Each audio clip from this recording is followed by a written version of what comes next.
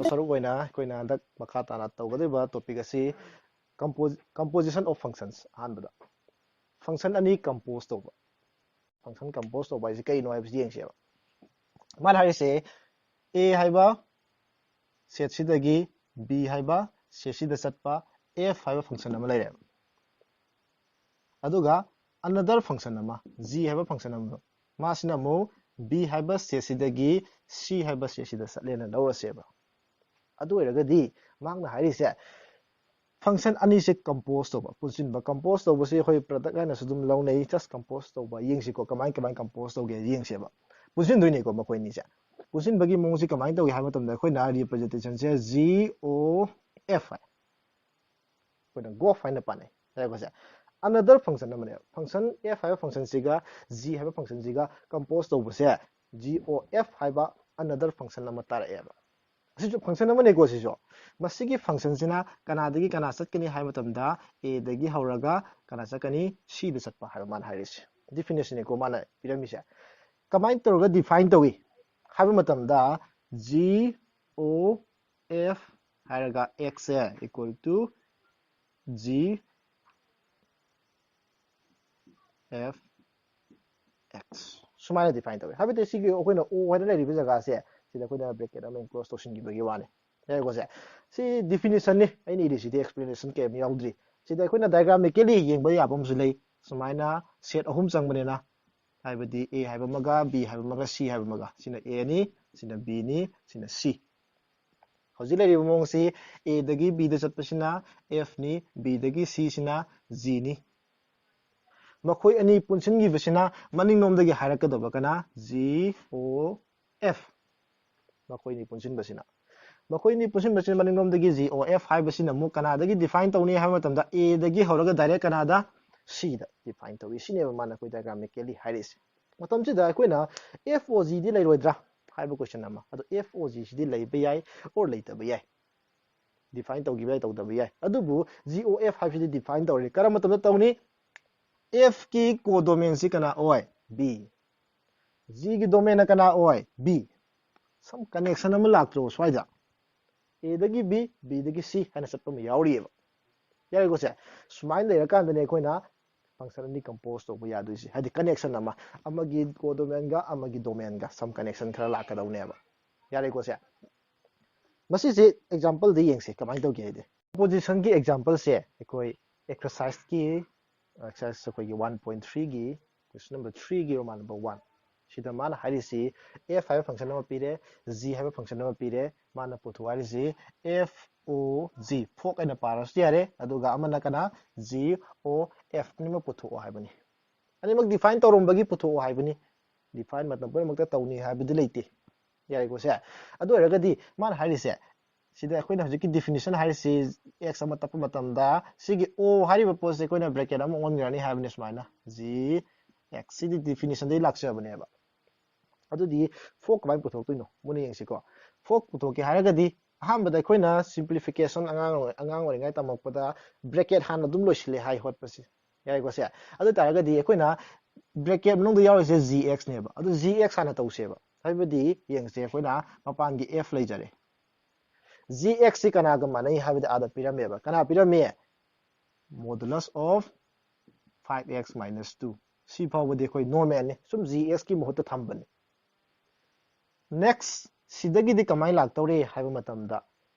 ꯁꯤꯗ ꯌꯦꯡꯉꯁꯦꯕ FX ꯍꯥꯏꯕꯗ X ꯁꯤꯗ ꯃꯣꯗꯨꯂꯁ ꯇꯞꯄꯦꯕ ꯍꯧꯖꯤꯛ FX X ꯀꯤ ꯖꯒꯥꯗ ꯂꯩꯔꯤꯁꯤ ꯀꯅꯥꯅꯣ ꯃꯣꯗꯨꯂꯁ ꯑꯣꯐ 5x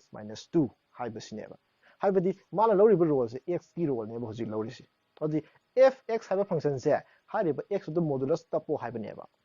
ꯑꯗꯨꯗꯤ ꯑꯁꯤꯒꯤ ꯑꯄꯨꯟꯕꯁꯤ X ꯑꯣꯏꯅ ꯈꯜꯂꯅꯦꯕ ꯑꯗꯨꯗꯤ ꯀꯌꯥ ꯇꯥꯔꯦꯁꯦ 5x - 2 ꯁꯤ X ꯅꯦꯀꯣ ꯑꯩꯅ ꯏꯔꯤꯁꯤ X ꯅꯦ ꯁꯤ X ꯗ ꯀꯩꯗꯧ ꯍꯥꯏ ꯃꯣꯗꯨꯂꯁ ꯍꯥꯞꯄꯣ ꯍꯥꯏꯌꯦꯕ ꯑꯗꯨꯗꯤ ꯑꯃꯨꯛꯀꯁꯨ ꯀꯩ ꯍꯥꯞꯇꯥꯔꯦ ꯗꯕꯜ ꯃꯣꯗꯨꯂꯁ ꯂꯥꯛꯍꯜꯂꯅꯦꯕ ꯌꯥꯏꯀꯣꯁꯦ ꯁꯨꯃꯥꯏꯅ ꯇꯧꯕꯁꯤ ꯀꯩ ꯀꯧꯋꯦꯕ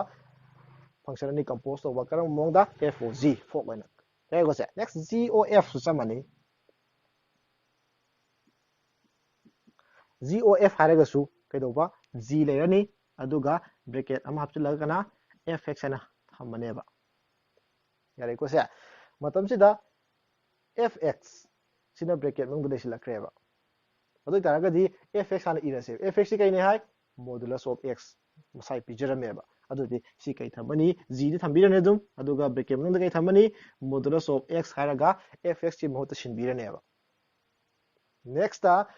hojikti gx hai ne gx x ki role se kanana lawre modulus x na lawre gx na kari hairi modulus of 5x minus 2 haibneba x की जगह दा कना थमदोइनो मॉडुलस x थमदोइनेबा अखोइगे पांदमदी अदोइरगदी इक्वल टू मान हारिसे gx हाइबदा मॉडुलस सम दरकार ओइ को से अदुगी modulus थममसेबा सुमाइना next 5x हाइबनी हौजिक की x कना ओइरी मॉडुलस x ओइरिएबा अदुइ तारगदी 5 हाइबा मगा x की मोद कै थमनी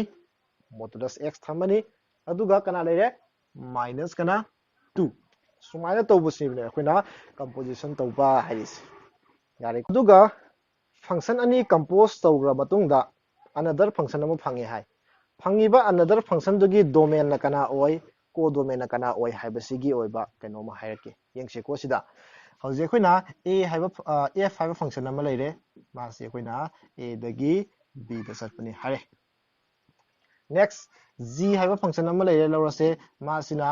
b दगी सिना a हना जम हाइरसे खोइ सु काइदे लौनिंग ब लौबे आइ जम लौसिन बनि यारे को से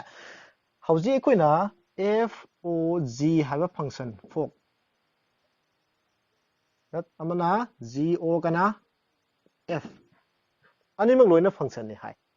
यारे को से आइने इबा फंक्शन से डिफाइन तौरबनि को तौबगी ने निम पुथोक तुइ जे डिफाइन तौरदि माइ कै लेबम थोइ डोमेन कोडोमेन मागिसु करी डोमेन कोडोमेन फंक्शन अनि कंपोज तौबद डोमेन से कमाइना खंगदोइनो हाइबा तंदा मनुंग दलैरिसे मनुंग दलैरिसे मनुंग कना लै g मनुंग कना लै f g की डोमेन दो अपुन बेसु कै ओएबा डोमेन सी की f की डोमेन दो अपुन बे कै ओएबा डोमेन सी हाइरसु याइको नैना नुंगाइ तसु सी उन्थो केसु काइदे डिफाइन तौरबे तौरदबे खंगदिएबा को तौरमे लो if कैगुम तौरमगदी हाइबनि याइ को से डोमेन दु करादे यंगन हैबा मनुंगी फंक्शन की डोमेन को डोमेन दना मपान की फंक्शन की करी को डोमेन यो मनुंगी फंक्शन की कना हैबा से g की डोमेन कना नो g की डोमेन कना नो b नत्रो b यारे को f की को डोमेन कना नो b नत्रो अदि कनादे कना चलमनी b दगी b दा यारे को से f o g हाइरगना f की डोमेन कना a g की को domain c सिदि ngसाइसु यावगी दाइने g o f T कना दगी a दगी c यारे को से अदुना डोमेन को डोमेन के मतंग से डोमेन येंगे हाइरगना मनुंगी फंक्शन की डोमेन यारे को से को डोमेन की मतंगना मपान की फंक्शन की को डोमेन अदु माइनस चेक अखोइना चेक तौदुइनेबा यारे को सिमा मथंगी टॉपिक से इन्वर्टिबल फंक्शन हाइबा इन्वर्टिबल ओइबा से का इन्वर्स लैबा हाइबा यारे को से आइदि फंक्शन अमा लेता दि मागी इन्वर्स हाइना लेबा पियाइबा को मागी इन्वर्स से करिनो इन्वर्टिबल फंक्शन हाइबा से करिनो हाइबि नैना सेबा यारे को से मागी डेफिनेशन हाइरियबा को कमाइना हाइरिय मतमदा खोगी f हाइबा फंक्शन अमा लेरबा a दगी b दा सिगी फंक्शन से इन्वर्टिबल कौगी हाइरगदी g हाइबा b दगी कना चटपा a ओंथोंना बाहाय तारे फंक्शन अमा थोलकदौनेबा याको से करम मखन की फंक्शन नो g से हाइबा मतमदा f का o f अनिमक से आइडेंटिटी ताबा हाइबने मान हाइस यारे को से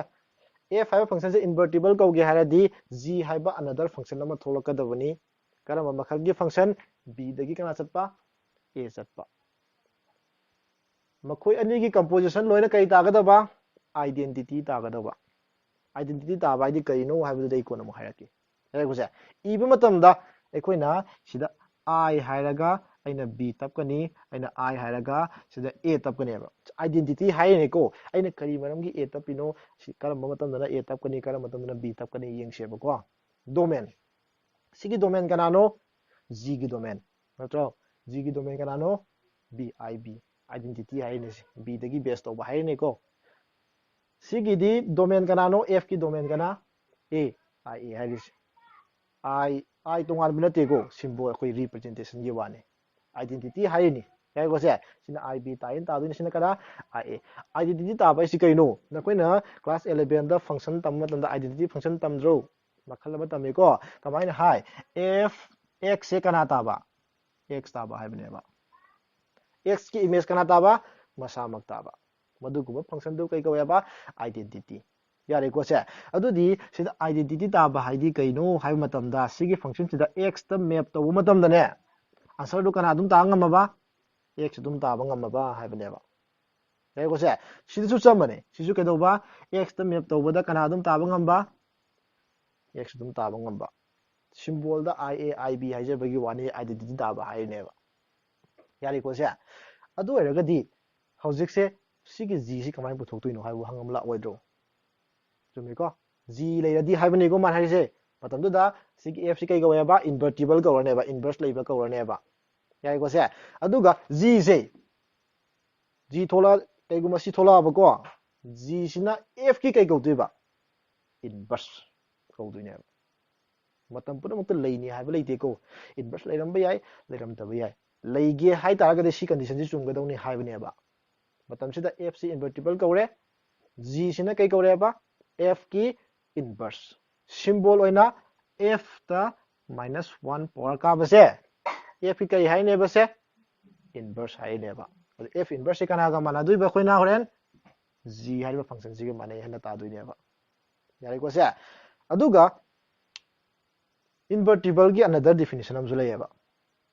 nokoi mamangi function gi para du da 1 hai ba maga 2 hai ba maga anima koi bu kai ga ba bijective ka we hai function si bijective oiraba madu se kai do hai ba invertible hai ne ba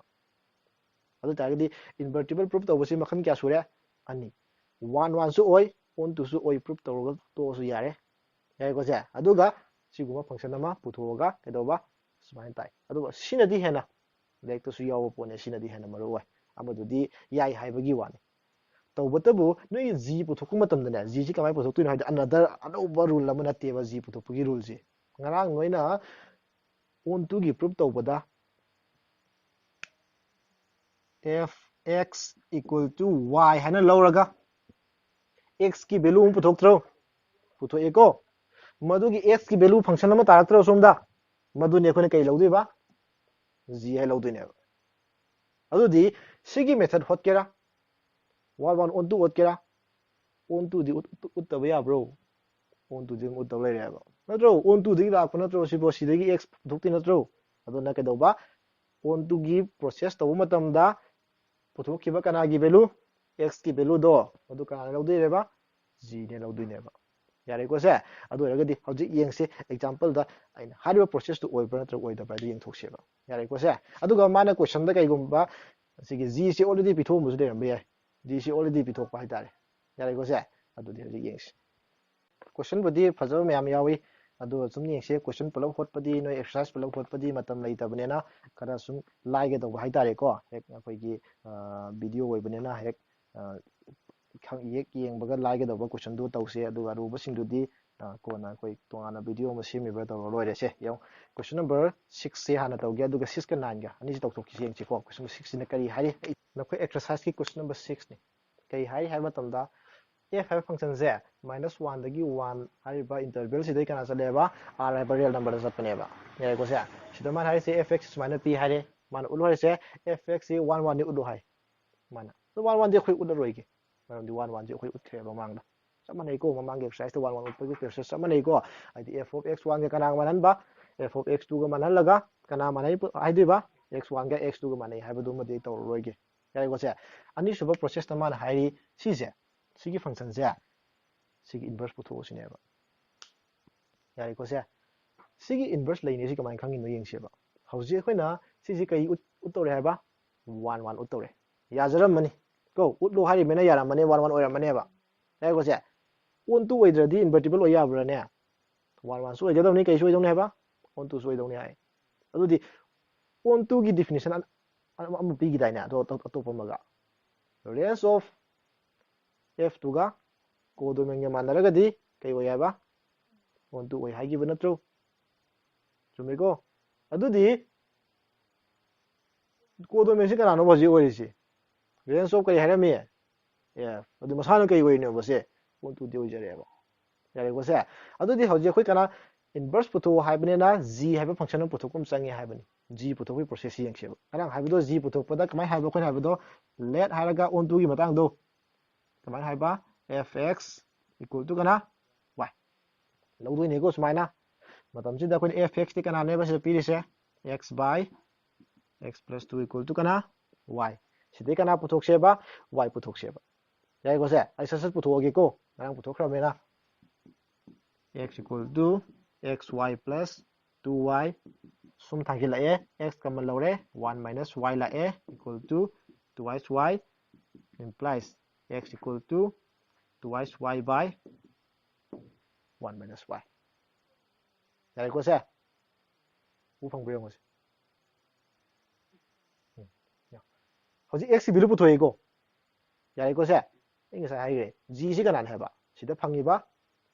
x ꯒꯤ ꯚꯦꯂꯨꯁꯤꯅꯦꯕ ꯌꯥꯔꯦꯀꯣ ꯁꯦ ꯑꯗꯨ ꯇꯥꯔꯒꯗꯤ ꯀꯩꯗꯧꯔꯦ ꯍꯧꯖꯤꯛ let g say equal to ꯀꯅꯥ ꯂꯧꯁꯦꯕ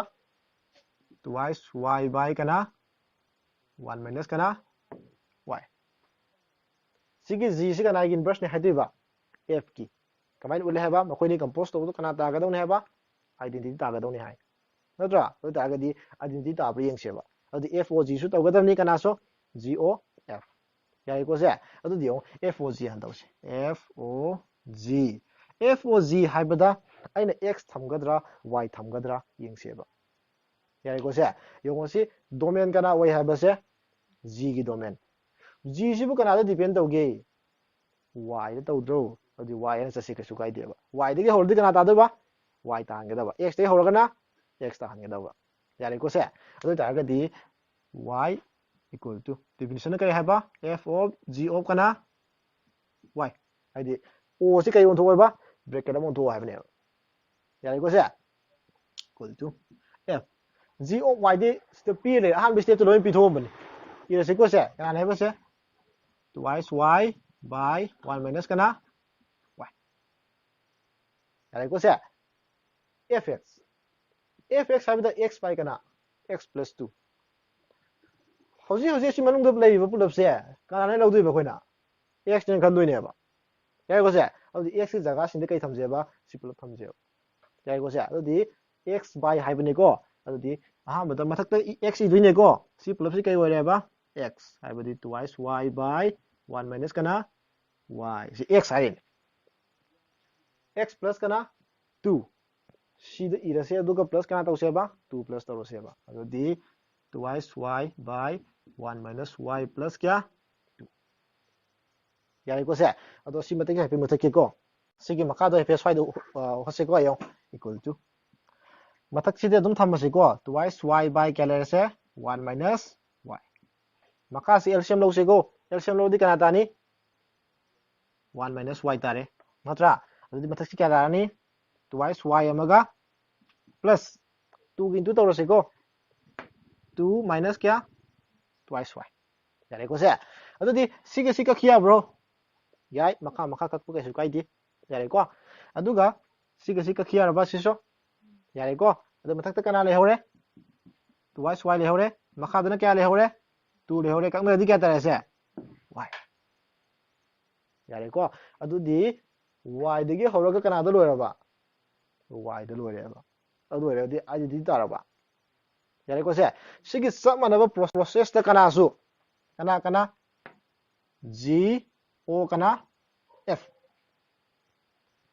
fꯀꯅꯥ ꯊꯝꯗꯣꯏꯕ x ꯃꯔꯝꯗꯤ f ꯀꯤ domain ꯁꯤ f ꯁꯤ ꯀꯅꯥꯗ ꯕꯦꯁ ꯇꯧꯒꯦ x ꯇ ꯕꯦꯁ ꯇꯧꯋꯦꯕ ꯁꯤꯁꯨ ꯍꯧꯖꯤꯛꯀꯤ ꯄ꯭ꯔꯣꯁꯦꯁꯇꯨ ꯆꯞ ꯃꯥꯟꯅꯅ ꯍꯣꯠꯁꯦ ꯑꯩ ꯍꯣꯠꯂꯔꯣꯏꯒꯦꯀꯣ ꯂꯥꯁꯇ ꯀꯌꯥ ꯇꯥꯗꯣꯏꯅꯦꯕ ꯁꯤꯁꯨ x ꯇꯥꯍꯟꯒꯗꯧꯅꯤ ꯁꯨꯡꯁꯣꯏ ꯁꯣꯏꯗꯅ ꯇꯥꯔꯛꯀꯅꯦꯕ ꯇ꯭ꯔꯥꯏ ꯇꯧꯔꯒ ꯌꯦꯡꯉꯨ ꯌꯥꯔꯦꯀꯣ ꯁꯦ ꯅꯣꯏꯁꯨ ꯌꯦꯡꯉꯤꯕ ꯀꯥꯡꯕꯨꯁꯨ ꯇ꯭ꯔꯥꯏ ꯇꯧꯔꯒ ꯑꯗꯨꯝ ꯌꯦꯡꯉꯨ masida x tarare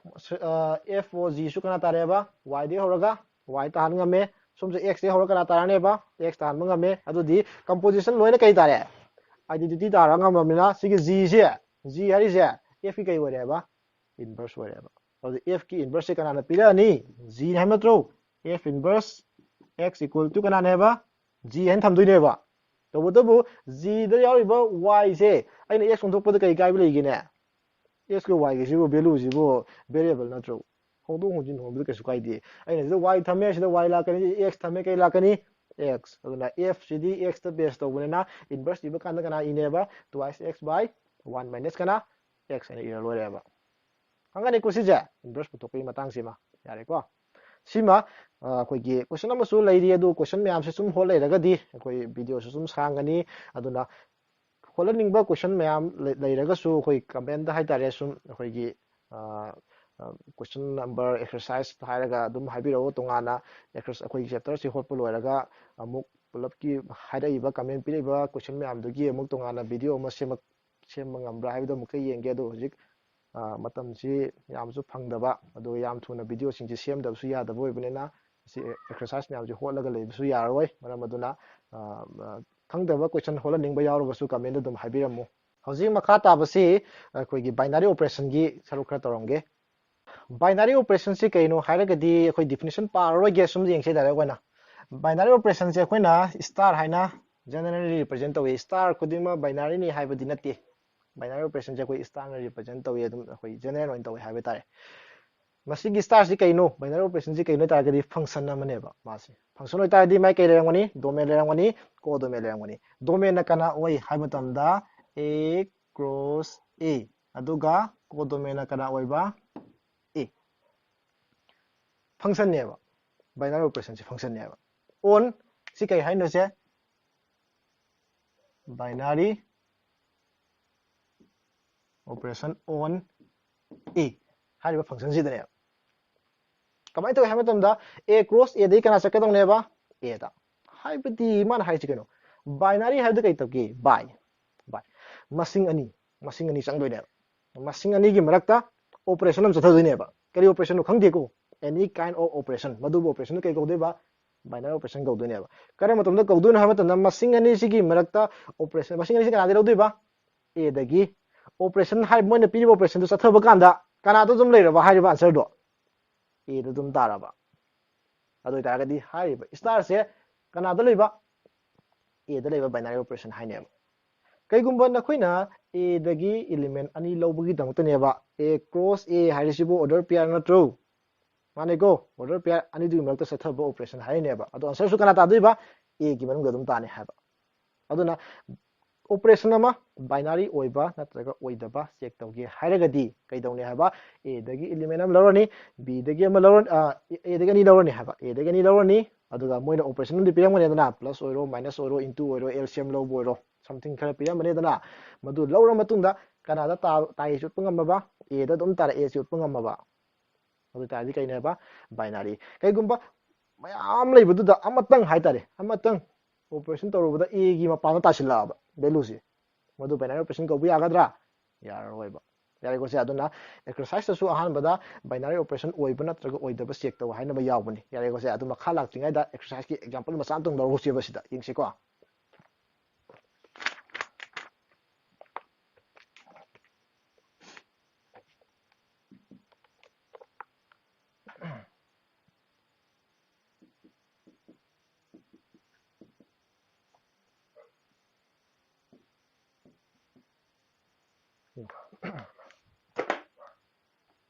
ꯌꯦꯡꯁꯤ ꯑꯦꯛꯁꯔꯁꯥꯏꯖꯀꯤ ꯀ꯭ꯋꯦꯁꯟ ꯅꯝꯕꯔ 1ꯗ ꯌꯥꯎꯕꯅꯤ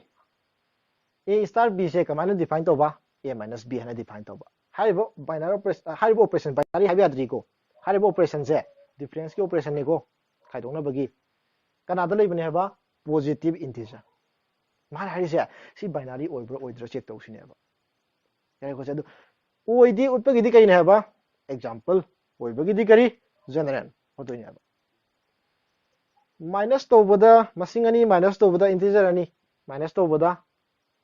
ꯃꯇꯝ ꯄꯨꯝꯅꯃꯛꯇ positive ꯇꯥꯅꯤ ꯍꯥꯏꯕ ꯂꯩꯕ꯭ꯔꯥ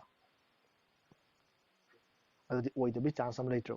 ꯑꯗꯨ example ꯑꯃ ꯄꯤꯔꯣꯏꯗ꯭ꯔꯥ ꯑꯗꯨꯗꯤ ꯌꯦꯡꯉꯨꯅꯤ ꯃꯆꯥꯗꯤ ꯑꯆꯧꯕꯗꯤ ꯃꯆꯥꯗꯤ ꯀꯅꯥ ꯈꯥꯏꯗꯣꯛ ꯇꯥꯔꯦ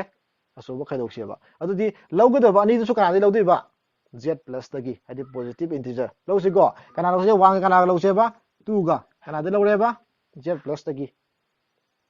2ꯗꯒꯤ 1 ꯈꯥꯏꯗꯣꯛꯑꯗꯤ 1 ꯇꯥꯏ ꯄꯣꯖꯤꯇꯤꯚ ꯑꯗꯨꯝ ꯇꯥꯏ ꯌꯥꯏꯑꯕ ꯇꯧꯕꯇꯕꯨ ꯑꯩꯅ 1ꯗꯤ ꯀꯅꯥ ꯈꯥꯏꯗꯣꯛꯎꯔꯕ 2 ꯈꯥꯏꯗꯣꯛꯎꯔꯕ ꯀꯌꯥ ꯇꯥꯏꯌꯦꯁꯦ -1 ꯃꯁꯤꯕꯨ z+ ꯇ ꯌꯥꯎꯕ꯭ꯔꯥ ꯌꯥꯎꯗꯕ꯭ꯔꯕ ꯌꯥꯎꯕ꯭ꯔꯅꯦ ꯁꯤꯕꯣ ꯌꯥꯎꯗꯦ ꯑꯗꯨꯗꯤ z+ ꯇꯒꯤ 2 ꯂꯧꯔꯦ ꯃꯣꯏꯅ ꯍꯥꯏꯔꯤꯕ ꯑꯣꯄꯔꯦꯁꯟꯁꯤ ꯆꯠꯊꯕꯤꯔꯦ ꯇꯥꯔꯛꯏꯕ ꯑꯟꯁꯔꯁꯤ ꯀꯅꯥꯗ ꯌꯥꯎꯔꯝꯗ꯭ꯔꯦ z+ ꯇ ꯌꯥꯎꯔꯝꯗ꯭ꯔꯦ ꯑꯗꯨꯗꯤ ꯃꯁꯤꯒꯤ ꯑꯣꯄꯔꯦꯁꯟꯁꯦ ꯕꯥꯏꯅꯥꯔꯤ ꯀꯧꯕ ꯌꯥꯔꯤꯕ꯭ꯔꯥ ꯌꯥꯗꯦ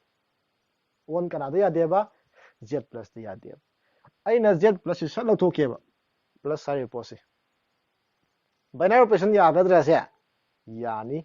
ꯏꯟꯇꯤꯖꯔ ꯑꯅꯤ ꯈꯥꯏꯗꯣꯛꯅꯕꯁꯤꯕꯨ ꯏꯟꯇꯤꯖꯔ ꯑꯗꯨꯝ ꯇꯥꯔꯣꯏꯗ꯭ꯔꯣ ꯑꯗꯨꯗꯤ ꯀꯅꯥꯗ ꯕꯦꯁ ꯇꯧ ꯂꯩꯔꯝꯃꯦ ꯁꯦꯠꯇꯨꯗ ꯕꯦꯁ ꯇꯧ ꯂꯩꯔꯝꯗ꯭ꯔꯣ ꯑꯗꯨꯅ ꯑꯣꯄꯔꯦꯁꯟ ꯄ꯭ꯂꯁ ꯀꯅꯥꯗ ꯁꯦꯠꯇꯨꯗ ꯕꯦꯁ ꯇꯧꯋꯦꯕ ꯕꯥꯏꯅꯥꯔꯤ ꯑꯣꯄꯔꯦꯁꯟ ꯑꯣꯏꯕ ꯅꯠꯇ꯭ꯔꯒ ꯑꯣꯏꯗꯕꯁꯤ ꯌꯥꯔꯦꯀꯣ ꯁꯨꯃꯥꯏꯅ ꯑꯦꯛꯖꯥꯝ ꯑꯩꯈꯣꯏꯒꯤ ꯀꯣꯏꯁꯟ 1ꯗ ꯈꯔ ꯑꯗꯨꯝ ꯌꯥꯎꯕꯅꯤ ꯑꯗꯨꯝ ꯇ꯭ꯔꯥꯏ ꯇꯧꯔ ꯌꯦꯡꯉꯣ ꯇꯣꯄꯤꯛꯁꯦ ꯑꯩꯈꯣꯏꯅ ꯕꯥꯏꯅꯥꯔꯤ ꯑꯣꯄꯔꯦꯁꯟꯁꯦ ꯀꯝꯃꯨꯇꯦꯇꯤꯚ ꯑꯣꯏꯕ ꯑꯦꯁꯣꯁꯤꯌꯦꯇꯤꯚ ꯑꯣꯏꯕ ꯑꯥꯏꯗꯦꯟꯇꯤꯇꯤ ꯂꯩꯕ ꯑꯗꯨꯒ ꯏꯟꯚꯔꯇꯤꯕꯜ ꯏꯂꯤꯃꯦꯟ ꯄꯨꯊꯣꯛꯄ ꯏꯟꯚꯔꯁ ꯄꯨꯊꯣꯛꯄ ꯍꯥꯏꯅ ꯇꯣꯄꯤꯛ ꯈꯔ ꯌꯥꯎꯔꯤ ꯃꯁꯤꯅꯤ ꯑꯦꯛꯖꯥꯝꯗꯁꯨ ꯌꯥꯝ ꯍꯪꯒꯠꯂꯤꯕ ꯇꯣꯄꯤꯛꯁꯤ ꯀꯃꯥꯏꯅ ꯇꯧꯒꯦ ꯍꯥꯏꯕ ꯃꯇꯝꯗ ꯑꯍꯥꯟꯕꯗ ꯀꯝꯃꯨꯇꯦꯇꯤꯚꯁꯦ ꯑꯩꯈꯣꯏ ꯑꯉꯥꯡ ꯑꯣꯏꯔꯤꯉꯩꯗ ꯑꯗꯨꯝ ꯇꯥꯔ ꯂꯥꯛꯑꯦ ꯐꯤꯜ ꯄ꯭ꯔꯣꯄꯔꯇꯤ ꯑꯣꯐ ꯔꯤꯌꯦꯜ ꯅꯝꯕꯔ ꯑꯗꯩ ꯃꯌꯥꯝ ꯇꯝꯈ꯭ꯔꯦ ꯑꯩꯈꯣꯏ ꯇꯝꯃꯛꯑꯦꯕꯀꯣ ꯃꯗꯨ ꯈꯦꯠꯅꯕ ꯀꯩꯁꯨ ꯂꯩꯇꯦ ꯀꯝꯃꯨꯇꯦꯇꯤꯚꯅ ꯍꯥꯏꯔꯤꯁꯦ a ꯍꯥꯏꯕ ꯏꯂꯤꯃꯦꯟ ꯑꯃ ꯂꯧꯔꯕ ꯑꯩꯈꯣꯏꯒꯤ ꯁ꯭ꯇꯥꯔꯁꯦ ꯑꯣꯟ ꯁꯝ ꯑꯩꯈꯣꯏꯅ x ꯍꯥꯏꯔꯁꯦ ꯁꯦꯠꯁꯤꯗ ꯁꯤꯒꯤ ꯕꯥꯏꯅꯥꯔꯤ ꯑꯣꯄꯔꯦꯁꯟꯁꯦ ꯀꯝꯃꯨꯇꯦꯇꯤꯚ ꯑꯣꯏꯒꯦ ꯍꯥꯏꯇꯥꯔꯒꯗꯤ a b ꯁꯦ ꯀꯅꯥꯒ ꯃꯥꯟꯅꯒꯗꯕ b ꯀꯅꯥꯒ aꯒ ꯍꯥꯏꯗꯤ ꯑꯣꯟꯊꯣꯛꯅꯕꯁꯨ ꯑꯗꯨꯝ ꯃꯥꯟꯅꯒꯗꯧꯅꯤ ꯍꯥꯏꯕ ꯁꯤꯗꯤ ꯑꯩꯈꯣꯏ ꯑꯗꯨꯝ ꯈꯪꯉ ꯂꯥꯛꯑꯦꯕ ꯇꯧꯕꯇꯕꯨ ꯁꯤꯒꯤ aꯒ bꯒꯁꯤ ꯀꯅꯥꯗꯒꯤ ꯂꯧꯗꯣꯏꯕ x ꯇꯒꯤ ꯂꯧꯗꯣꯏꯅꯦꯕ ꯑꯦꯁꯣꯁꯤꯌꯦꯇꯤꯚꯅ ꯀꯔꯤ ꯍꯥꯏꯔꯤ ꯍꯥꯏꯕ ꯃꯇꯝꯗ ꯑꯦꯁꯣꯁꯤꯌꯦꯇꯤꯚ ꯑꯍꯨꯝ ꯄꯨꯟꯁꯤꯟꯕ ꯅꯠꯇ꯭ꯔꯣ ꯒ꯭ꯔꯨꯄꯤꯡ ꯇꯧꯕ ꯅꯠꯇ꯭ꯔꯣ a b c ꯃꯇꯝ ꯑꯃꯠꯇꯗ ꯃꯁꯤꯡ ꯑꯍꯨꯝꯒꯤ ꯃꯔꯛꯇ ꯅꯣꯏꯅ ꯑꯣꯄꯔꯦꯁꯟ ꯑꯃꯠꯇ ꯆꯠꯊꯕ ꯉꯝꯃꯣꯏꯕ ꯃꯁꯤꯡ ꯑꯍꯨꯝ ꯄꯤꯔꯦ ꯈꯜꯂꯣ ꯏꯟꯇꯨ ꯇꯧ ꯍꯥꯏꯔꯦ ꯑꯍꯨꯝꯗꯣ ꯃꯣꯏ 1 ꯇꯥꯏꯝꯗ ꯑꯍꯨꯝꯃꯛ ꯏꯟꯇꯨ ꯇꯧꯕ ꯁꯨꯡꯉꯝ ꯉꯝꯃꯣꯏꯕ ꯅꯣꯏ ꯑꯅꯤ ꯇꯧꯅꯕ ꯍꯣꯠꯅꯔꯛꯀꯅꯤ ꯇꯥꯔꯛꯄ ꯔꯤꯖꯜꯗꯨꯒ ꯑꯃꯗꯨꯒ ꯃꯇꯝ ꯄꯨꯝꯅꯃꯛꯇ ꯑꯍꯨꯝꯃꯛ 1 ꯇꯥꯏꯝꯗ ꯇꯧꯕ ꯁꯨꯡꯉꯝ ꯉꯝꯗꯦꯕ ꯑꯦꯅꯤ ꯀꯥꯏꯟ ꯑꯣꯐ ꯑꯣꯄꯔꯦꯁꯟ LCMꯒꯨꯝꯕ ꯑꯣꯏꯔꯗꯤ ꯌꯥꯕ ꯌꯥꯏ LCMꯒꯨꯝꯕꯗꯤ ꯄꯨꯂꯞ ꯌꯥꯏꯗꯅ ꯑꯌꯥꯝꯕꯗꯤ ꯌꯥꯗꯕꯅꯤꯅ ꯒ꯭ꯔꯨꯄꯤꯡ ꯂꯥꯛꯑꯅꯦꯕ ꯀꯅꯥ ꯍꯥꯟꯅ ꯄꯥꯗꯣꯏꯅꯣ ꯍꯥꯏꯕꯁꯤ ꯇꯥꯏꯀꯣꯁꯦ ꯑꯗꯨꯅ ꯕ꯭ꯔꯦꯀꯦꯠ ꯑꯃ ꯍꯥꯞꯆꯤꯟꯈ꯭ꯔꯗꯤ ꯀꯅꯥ ꯍꯥꯟꯅ ꯄꯥꯎ ꯍꯥꯏꯔꯤꯅꯣꯁꯦ bꯒ cꯒ ꯍꯥꯟꯅ ꯄꯥꯎ ꯍꯥꯏꯔꯤꯅꯤ ꯑꯗꯨ bꯒ cꯒ ꯍꯥꯟꯅ ꯄꯥꯔꯒ ꯀꯅꯥꯒ ꯑꯃꯨꯛ ꯄꯥꯕ aꯒ ꯄꯥꯕꯁꯦ ꯀꯅꯥꯒ ꯑꯗꯨꯝ ꯃꯥꯟꯅꯔꯕ aꯒ ꯀꯅꯥꯒ bꯒ ꯍꯥꯟꯅ ꯄꯥꯔꯒ ꯀꯅꯥꯒ cꯒ ꯀꯣꯟꯅ ꯄꯥꯕꯁꯦ ꯑꯟꯁꯔ ꯑꯅꯤꯁꯦ ꯑꯗꯨꯝ ꯃꯥꯟꯅꯔ ꯂꯩꯔꯕ ꯑꯗꯨ ꯑꯣꯏꯇꯥꯔꯒꯗꯤ ꯁꯤ ꯁ꯭ꯇꯥꯔꯁꯤ ꯀꯩ ꯀꯧꯋꯦ ꯍꯥꯏꯕ ꯑꯦꯁꯣꯁꯤꯌꯦꯇꯤꯚ ꯑꯣꯏꯔꯅꯦꯕ ꯌꯥꯔꯦꯀꯣꯁꯦ ꯑꯗꯨꯗꯤ ꯃꯊꯪꯗ ꯑꯥꯏꯗꯦꯟꯇꯤꯇꯤ ꯏꯂꯤꯃꯦꯟ ꯍꯥꯏꯕ ꯑꯥꯏꯗꯦꯟꯇꯤꯇꯤꯁꯤ ꯀꯩꯅꯣ ꯌꯦꯡꯁꯦꯕ ꯑꯥꯏꯗꯦꯟꯇꯤꯇꯤ ꯌꯥꯝ ꯃꯔꯨ ꯑꯣꯏꯀꯣ ꯑꯩꯈꯣꯏꯅ ꯁ꯭ꯇꯥꯔꯁꯦ ꯑꯣꯟ x ꯁꯤ ꯑꯗꯨꯝ ꯆꯞ ꯃꯥꯟꯅ ꯂꯧꯔꯒꯦꯀꯣ ꯁꯤꯒꯤ ꯑꯥꯏꯗꯦꯟꯇꯤꯇꯤꯁꯤ ꯀꯅꯥꯅꯣ ꯍꯥꯏꯕ ꯃꯇꯝꯗ e ꯍꯥꯏꯕ ꯔꯤꯄ꯭ꯔꯖꯦꯟꯅꯦꯀꯣ e ꯍꯥꯏꯔꯤꯁꯦ ꯑꯥꯏꯗꯦꯟꯇꯤꯇꯤꯁꯤ ꯀꯅꯥꯅ ꯃꯍꯨꯠ ꯁꯤꯜꯂꯦꯕ e ꯍꯥꯏꯕ ꯃꯁꯤꯡ ꯑꯃ ꯀꯅꯥꯗ ꯌꯥꯎꯔꯕ x ꯗ ꯌꯥꯎꯔꯕ ꯃꯁꯤꯒꯤ e ꯁꯦ ꯀꯔꯝꯕ ꯃꯈꯜꯒꯤ e ꯅꯣ ꯍꯥꯏꯕ ꯃꯇꯝꯗ ꯐꯤꯛꯁꯅꯦꯀꯣ ꯁꯤ e ꯁꯤ ꯀꯩꯗꯧꯕ ꯐꯤꯛꯁ ꯅꯝꯕꯔ ꯍꯣꯡꯕ ꯌꯥꯗꯦ e ꯍꯥꯏꯕ ꯑꯃꯈꯛꯇꯪ ꯌꯥꯎꯔꯕ x ꯀꯤ ꯃꯅꯨꯡꯁꯤꯗ x ꯀꯤ ꯃꯌꯥꯝ ꯂꯩꯔꯤꯕꯗꯣ ꯑꯗꯨ ꯃꯅꯨꯡꯗ ꯑꯃꯈꯛꯇꯪ ꯌꯥꯎꯔꯤꯑꯕ ꯌꯥꯎꯅꯤ ꯍꯥꯏꯕ ꯂꯩꯇꯦ ꯌꯥꯎꯔꯣꯏ ꯍꯥꯏꯕ ꯂꯩꯇꯦ if ꯌꯥꯎꯔꯝꯃꯒꯗꯤ ꯀꯔꯝꯕ ꯃꯑꯣꯡꯗ ꯌꯥꯎꯏ ꯍꯥꯏꯕ ꯃꯇꯝꯗ a ꯍꯥꯏꯕ ꯏꯂꯤꯃꯦꯟ ꯑꯃꯒ ꯍꯥꯏꯔꯤꯕ e ꯗꯨꯒ ꯑꯣꯄꯔꯦꯁꯟ ꯆꯠꯊꯕꯗ a ꯃꯁꯥꯁꯤ ꯁꯨꯝ ꯇꯥ ꯉꯝꯃꯕ ꯌꯥꯔꯦꯀꯣ ꯁꯦ ꯑꯣꯟꯊꯣꯛꯅꯔꯁꯨ e ꯅ ꯍꯥꯜꯂꯒ ꯀꯅꯥꯒ ꯑꯃꯨꯛ ꯇꯧꯕ a ꯒ e ꯒ ꯑꯣꯄꯔꯦꯁꯟ ꯆꯠꯊꯕꯗ ꯀꯅꯥ ꯑꯗꯨꯝ ꯇꯥꯕ a ꯑꯗꯨꯝ ꯇꯥꯕ e ꯒ a ꯒ ꯆꯠꯊꯔꯁꯨ ꯀꯅꯥ ꯇꯥꯕ a ꯇꯥꯕ ꯍꯥꯏꯔꯤꯕ a ꯁꯤꯅ ꯀꯅꯥꯗꯒꯤ ꯑꯣꯏꯗꯣꯏꯕ for all a ꯁꯤꯅ ꯀꯅꯥꯗꯒꯤ x ꯇ ꯌꯥꯎꯕ ꯈꯨꯗꯤꯡꯃꯛꯁꯤꯒꯅꯦ ꯍꯥꯏꯔꯤꯕ e ꯁꯤꯒ ꯑꯣꯄꯔꯦꯁꯟ ꯆꯠꯊꯕꯗ ꯃꯁꯥꯃꯛ ꯑꯗꯨꯝ ꯇꯥꯔꯒ ꯂꯩꯔꯕ a ꯍꯥꯏꯔꯤꯕ ꯃꯁꯥꯁꯤ ꯃꯗꯨꯒꯨꯝꯕ ꯏꯂꯤꯃꯦꯟꯁꯦ ꯀꯩ ꯀꯧꯋꯦꯕ ꯑꯥꯏꯗꯦꯟꯇꯤꯇꯤ ꯏꯂꯤꯃꯦꯟ ꯀꯧꯋꯦꯕ ꯌꯥꯔꯦꯀꯣ ꯁꯦ ꯑꯥꯏꯗꯦꯟꯇꯤꯇꯤ ꯀꯩꯅꯤ ꯍꯥꯏꯕ x ꯌꯥꯎꯕ ꯑꯣꯏꯒꯗꯧꯅꯤ ꯐꯤꯛꯁ ꯅꯝꯕꯔꯅꯤ ꯍꯣꯡꯕ ꯌꯥꯗꯦ ꯑꯅꯤ ꯁꯨꯅ ꯂꯩꯕ ꯌꯥꯗꯦ ꯐꯤꯛꯁ ꯌꯨꯅꯤꯛ ꯑꯣꯏꯕ ꯅꯝꯕꯔ ꯑꯃꯅꯤ ꯌꯥꯔꯦꯀꯣ ꯁꯦ ꯍꯥꯏꯔꯤꯕꯁꯤꯒ ꯑꯦꯅꯤ ꯑꯦꯂꯤꯃꯦꯟ ꯑꯃꯒ x ꯌꯥꯎꯕ ꯑꯃ ꯍꯦꯛꯇꯅꯦꯀꯣ ꯑꯣꯄꯔꯦꯁꯟ ꯆꯠꯊꯕꯗ ꯃꯁꯥꯃꯛꯁꯦ ꯑꯗꯨꯝ ꯇꯥꯕ ꯅꯝꯕꯔ ꯃꯁꯥꯁꯤ ꯑꯗꯣ ꯍꯥꯏꯔꯤꯕ e ꯁꯤ ꯀꯩ ꯀꯧꯋꯦꯕ ꯑꯥꯏꯗꯦꯟꯇꯤꯇꯤ ꯌꯥꯔꯦꯀꯣ ꯁꯦ ꯗꯤꯐꯤꯅꯤꯁꯟ ꯍꯥꯟꯅ ꯂꯣꯏꯅ ꯊꯣꯛꯁꯦ ꯃꯊꯪꯗ ꯏꯟꯚꯔꯇꯤꯕꯜ ꯍꯥꯏꯁꯤ ꯀꯩꯅꯣ ꯌꯦꯡꯁꯦꯕ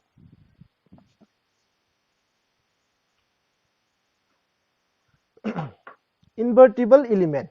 invertible element si leige hairagadi number 1 hariba operation sigi identity leige dawneba nakoina question si holakku matamda identity si leiramdrena khallaseba yai ko se adudi invertible leigidara leiraroi khangwa basima yai ko se invertible hai posi kanadagi lakadawne heba identity hai posi te lakadawne heba yai ko se number 1 kai hana gidawne heba identity hana exist tawgadawne heba yai ko se akoina si star haiba operation nama leire on kanada x ta e sina kari oheleba identity oheleba laigadawne invertible lake haradi yai ko se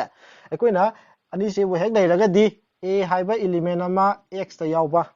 yai ko se is kai kaudoiba invertible kauge hairagadi kai wa yengseba invertible kauge hairagadi another b haiba ma kanadi yarom doneba x ta yarom gadoneba kamain tawbo b no haiba tamda hojiki a siga haiba anoba kana b siga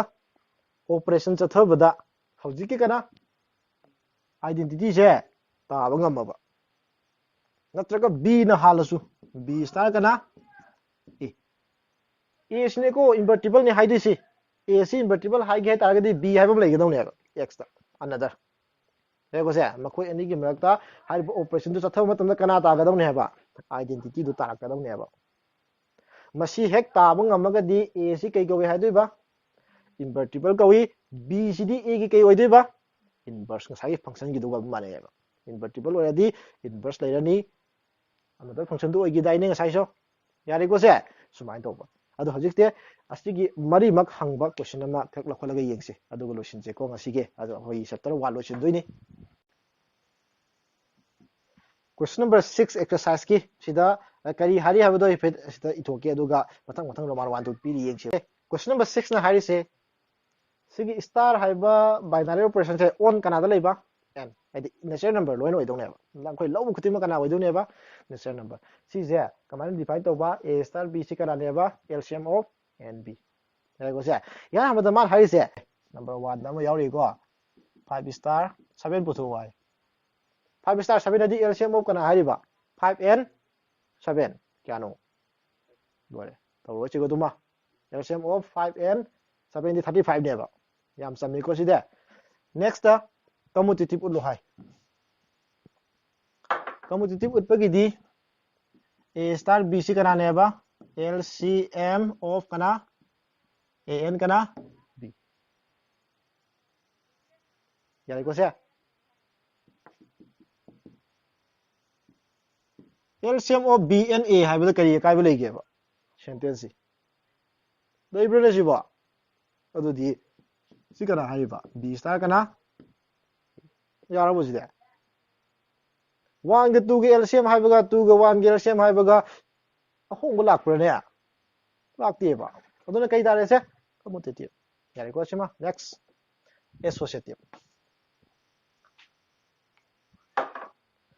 associative hojik samane wahi on thokoi wani masnoi masing ahom gi LCM jibo 1 2 3 leiba sibo 1 han irasu 2 han 3 han irasu LCM ai 1 2 3 LCM 2 ani su leibra ne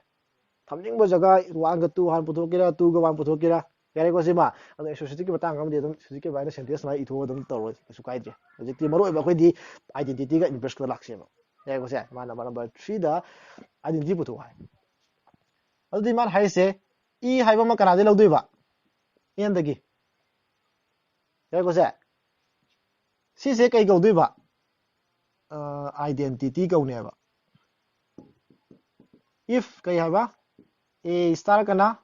e si kana manaraba a dum daraba equal to e star kana a for all a belongs to kana definition na haiba ne ba e haiba element ama en da yauni haiba identity gauge hairadi if kai dogadam ne ba a star e equal to kana a tagadam ni e star a su kana tagadaba a tagadam ni yai ko se adu di amone sida sentence pasin je ba sida yai ko se kai haino sibu LCM of kana an kana e equal to kya tagadaba a natro si sigi sida e reba aduga sina sidi ire ba yare ko somdi idra su yare man competitive way hai mena khoi ananga hanga da idra su yare ko se noi bu khallo ne masing amaga kanaga pabada masamak si LCM tage ba wang ga pabna chu any masing amaga wang ga dom paw LCM ji masing masa dom dadra adu di sina ta ko di easy kana ne hai no ba wan na ta lai ji bo ni shu bra ne si ba fix oi dro adu di identity kana wa le ba wan wa smai pu thok pa ki ba le da yare ko se next pathang da invertible pu tho hai mana hai se invertible ji kana kana le yeng se to ga invertible gi matang da na mo a si kai oi ba is kari invertible oi ge hai ra di ka do ba a star kana b ze equal to ka ta ga da ne ba 1 where b si kana da yaw ba and yaw identity ta ga do ne hai dai ne ko identity kana oi gre 1 oi gre ba adu di a ga b ga ani si start of the kya ta ba 1 na khoi bu LCM 1 ta ba si bu kana kana pa ba kan no ba LCM 1 ta du si LCM 1 ta ba ji lei bro 1 1 pa ra kan na tra ba adu di a ga b ga ani mak si 1 oi dra di ya bra ba oi tho roi ba hani si kai ne ba LCM of a n kana b si kya ta ya ba 1 ta isne ba adu di masing ani gi LCM 1 ta ba si bo ani ma 1 oi dra di oi tho pa ya bra ne adu di only invertible element si kana ta re ba 1 yare ko se magi inverse su kana 1 ngai ta du ne ba sir yara ba si se ngai ta ne ko fare aroi ba ama khatang ngare masina lo shin doi ne topic si koi operation table haina amle ko se adu yeng si adu example de dum lo se ko di hojik aroi ba topic hai tare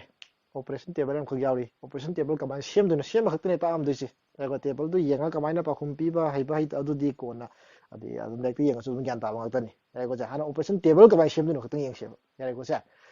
hoi na akhoi ji akhoi na si gi akhoi symbol se si jo binary gi symbol ma khalam ni ma sum pi ni si binary operation hai ni on kana da le ba si gi se si da yare ko se kara mong da pi ba a ga b ga sa tha batam da mo khoi ni kai oi ya ba minimum yare ko se adu di on ne to kan da sumai to ga table sem du ni ko si da kai tham ne ba noi ga si ma kha do non da bi si yare ko se adu ga ibom thok mo element kya 1 2 kya 3 4 kya 5 1 2 3 4 kya 5 sumai bi ro yare ko se adu matung da table box khajin ge ai khajil loi ge khajil lage ko ide samjil lage si hojai box seme sida ka do duni yang si ko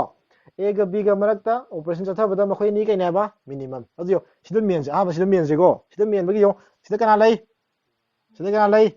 1 ga minimum kana no 1 sida mo men se sida kana lai minimum kana no 1 apik pa hai bani sida su kana ta ni 3 ga 1 ga 1 4 ga 1 ga 5 ga 1 ga 1 yara bo se adu di ai pulop men ro ge sai dam tung men si ni marak tam tung men se ba yara bo se si men si ni si ja ga di men se ba yo sida kana lai 3 sum da kana lai kana no minimum ori si bo 3 asi bo kya am du ki na smai to ga loi na men to pai ta adu ho na koi kha di men lam na si ai sasan men se lagi ko adu de hai de bi do men lagi ko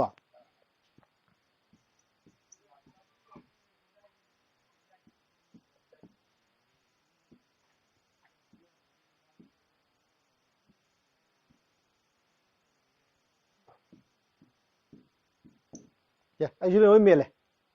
question hang bi ai ba si dai base to ga kamai to ba 4 star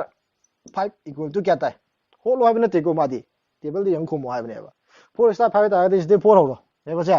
4 chum chalo 5 pa da kana lai 4 le tra asa kya ta ra se 4 kara bo si bo 4 star 5 di si 4 pa da chum le yang ba kana da 5 pa da kai da kang lai ye ka do na te ko si di ba ma ye ka da wa khal na yare ko se adu mai na question number mathang gi 4 da su operation ma yaw bane ba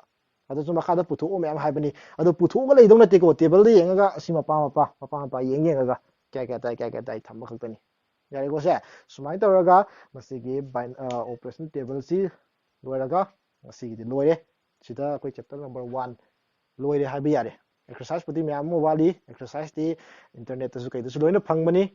ꯌꯦꯡꯉꯣ ꯒ꯭ꯌꯥꯟ ꯇꯥꯕ ꯇꯥꯛꯏꯕ theory ꯈꯔꯁꯤꯒ ꯑꯦꯛꯁꯔꯁꯥꯏꯖꯁꯤꯡꯗꯣ ꯍꯣꯠꯄꯗ ꯅꯠꯇ꯭ꯔꯒ ꯑꯍꯣꯠꯄ ꯌꯦꯡꯕꯗ ꯒ꯭ꯌꯥꯟ ꯇꯥꯕ ꯉꯝꯕ꯭ꯔꯥ ꯉꯝꯗ꯭ꯔꯒꯁꯨ ꯑꯗꯨꯝ ꯑꯩꯈꯣꯏ ꯑꯗꯨꯝ ꯍꯥꯏꯕꯤꯔꯛꯎ ꯑꯩꯈꯣꯏ ꯑꯗꯨꯝ ꯑꯩꯈꯣꯏ ꯑꯉꯝꯕ ꯊꯥꯛꯇ ꯑꯩꯈꯣꯏ ꯍꯣꯠꯅꯕ ꯑꯩꯈꯣꯏꯒꯤ ꯚꯤꯗꯤꯑꯣ ꯇꯣꯉꯥꯟꯅ ꯑꯃꯨꯛ ꯑꯦꯛꯁꯔꯁꯥꯏꯖꯀꯤ ꯍꯥꯏꯔꯛꯄ ꯃꯌꯥꯝꯗꯨꯒꯤ ꯁꯦꯝꯅꯕ ꯑꯩꯈꯣꯏ ꯇꯧꯖꯒꯦ